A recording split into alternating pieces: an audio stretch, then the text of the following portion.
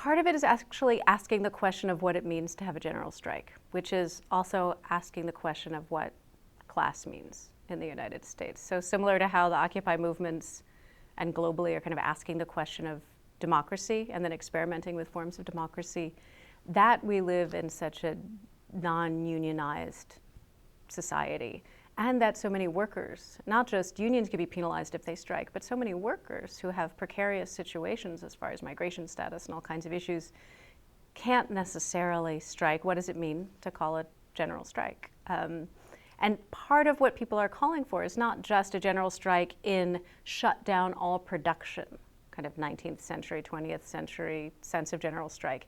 It is about not working, not going to school. But what people are also calling for is a manifestation of alternatives. So there are groups organizing in New York for Mutual Aid Day, where there will be food and childcare and a lot of popular education and people manifesting the kind of society we would like in that moment. So that is a shift in a way of thinking about general strike. It's not just production stops at that point of production, like in a factory, but the way we do things is going to happen in a different way today. So even if for some reason someone has to go to work, they cannot risk losing their job because they're the sole person taking care of their children.